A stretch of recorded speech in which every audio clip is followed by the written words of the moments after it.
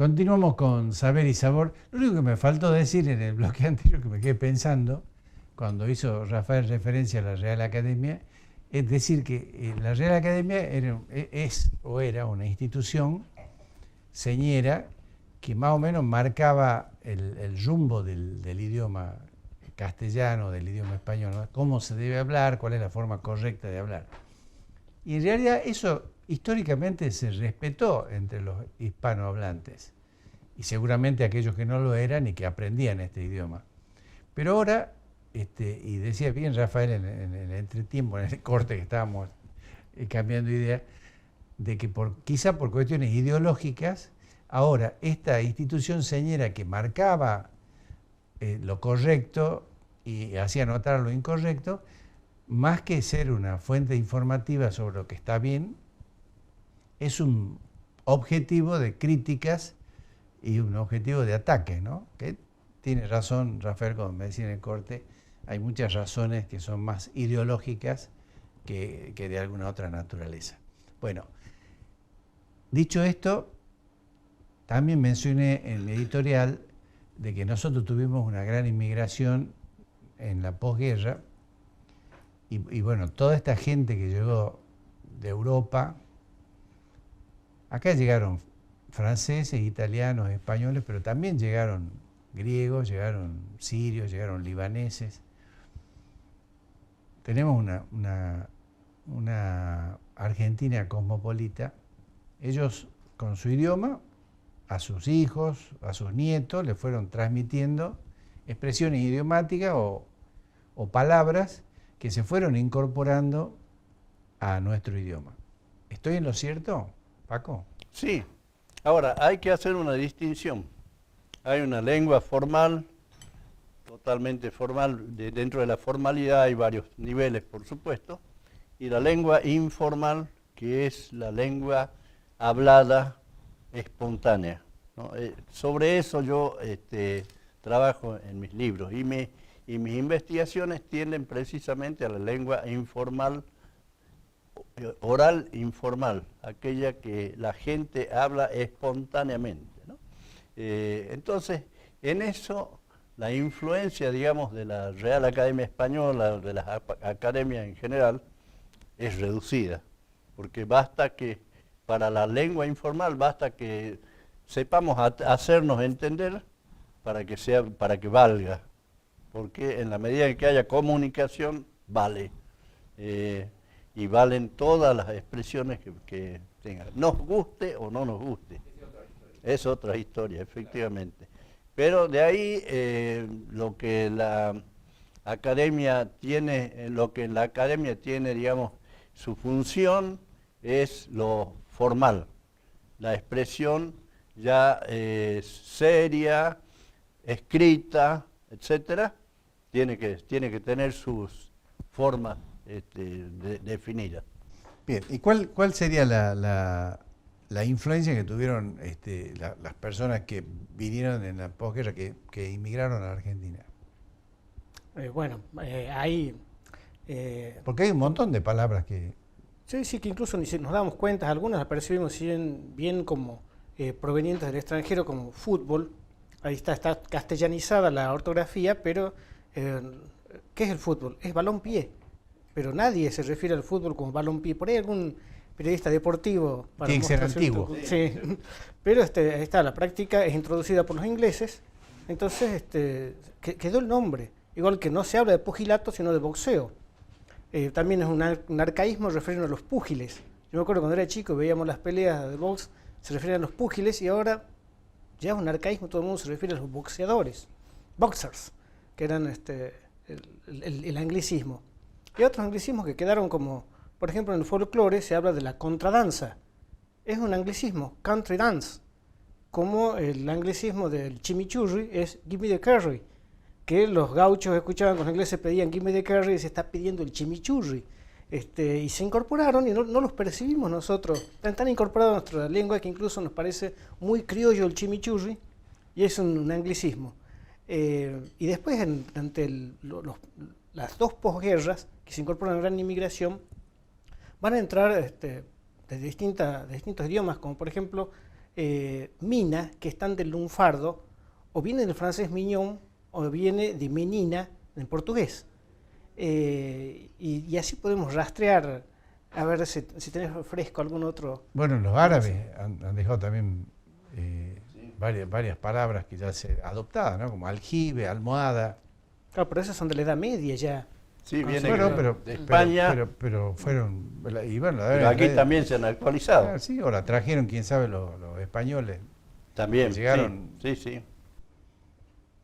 Sí, porque es riquísimo en arabismos, la lengua castellana, todo lo que la mayoría empieza con a y con al, que tiene que ver con todo lo que introducen como cultura los árabes en ese largo periodo en el que ocupan la península ibérica. El aljibe, el albañil, las alfajías, o sea, todo término de construcción.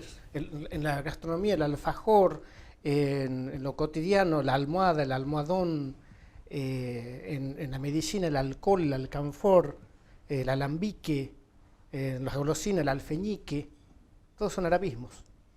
Mirá vos.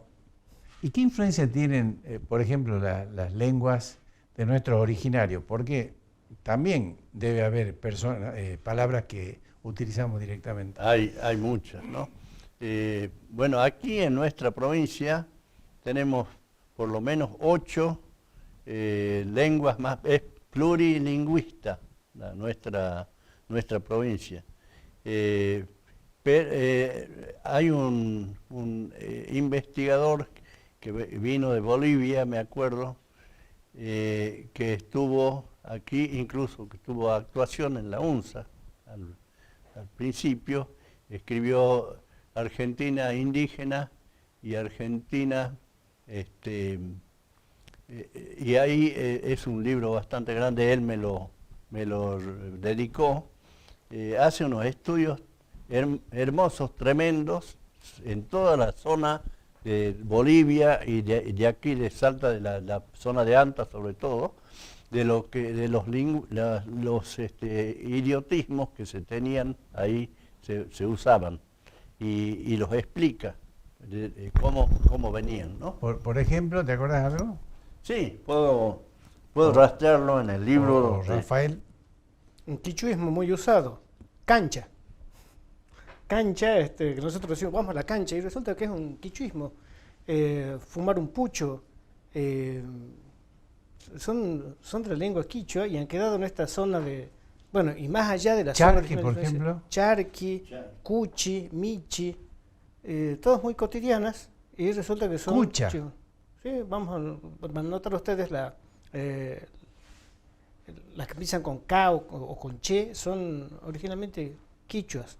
La pirca, y bueno, y apellidos topónimos y antropónimos derivados de esos, que también se crearon a partir de la pertenencia a algún lugar, de ahí salen, como decía, nombres de lugares o nombres de personas.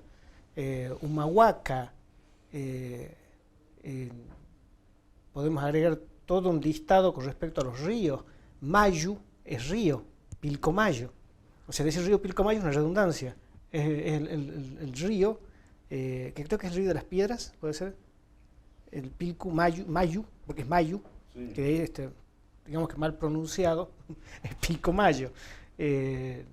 Y como decían, en cuanto a nombres de lugares. Y después a nombres de cosas cotidianas como el charqui, la papa, las variedades de papa que acá se nos restringieron muchísimo, pero Salta era una productora de... Yacuy debe ser también una palabra quechua, seguramente. Sí. Claro, y acá también nos cruzamos porque en esta zona, como decía, fue parte del imperio inca, entonces tenía quichuismos, pero originalmente es de lengua cacán. Y aunque de la lengua cacán que se perdió, ahí está que hay una discusión en cuanto a realmente si es una lengua muerta o si todavía se conserva en algunos ambientes muy limitados, que es lo que se llama en lingüística como un ambiente de diglosia. O sea, se habla solamente en un entorno familiar. Y de puertas afuera se maneja la otra lengua. ¿Por qué? Por cuestiones políticas. Primero fue la imposición de los incas y después fue la imposición española, la prohibición de hablar el cacán. Pero originalmente esta zona era de habla cacana. Ibarra Grasso, que era el lingüista ese boliviano que había escrito esos libros y que hizo toda una investigación por la zona del Chaco y en la zona de Bolivia, afirmó que había en esta zona 30 lenguas distintas que estaban activas. Hoy en día quizá no, serán 8 o 9 las que están activas, pero había en aquel momento 30 lenguas indígenas. Bueno, y hay lugares como Italia, por ejemplo, que tienen una multiplicidad de formas de hablar que inclusive no se entienden entre ellos. Va de norte a sur de Italia, Sí, ¿no? Hay dialectos, lo que ellos llaman dialectos, sí. que realmente entre el sur y el norte, por ejemplo, no se entienden no llegan a absolutamente entenderse. nada. Hay algunas partes donde, yo hablo italiano, por ejemplo, pero hay algunas partes donde no entiendo nada. Hay algunas películas inclusive que son Regionales. regionales, que algunas palabras más o menos son el italiano más puro, pero después no se entiende absolutamente nada. No sé si se ocurre también, por ejemplo, en un país tan convencional y tan conservador como Inglaterra. Creo que algo de eso hay también, ¿no? ¿Sí? Creo que algo. Sí, porque yo... o sea, Pues vos sabés que en Inglaterra, si vos hablas inglés en Inglaterra y le hablas un inglés que lo aprendiste con norteamericanos, que es un inglés que no es tan puro Claro. como tienen los ingleses, y ellos por su naturaleza te miran Medio raro, ¿no? Sí. Te miran raro. No están dispuestos a ayudarte de que vos sos de afuera y que estás pronunciando no como ellos quisieran, ¿no? Como es el inglés puro. claro, son lo que se llaman las normas, y algunas normas son más prestigiosas que otras. Por ejemplo, lo que están hablando es la norma británica, que sí ellos perciben por ahí la norma, también en Norteamérica tienen distintas normas, pero hay algunas que son más prestigiosas que otras. La más desprestigiada es el Black English, donde no solamente está alterada la fonética, que por ejemplo en inglés la fonética británica tiende a velarizar ciertas consonantes, como por ejemplo nosotros percibimos al oído que dice mark, y es lo que un norteamericano diría mark. Ahí hay una variación fonética, pero por ejemplo en el Black English las variaciones son además de fonéticas sintácticas, y eso lo percibe un angloparlante, y aun cuando uno no sea afroamericano, pero se maneja esa variedad, ya es estigmatizado, porque, dicho de mala forma, habla como negro.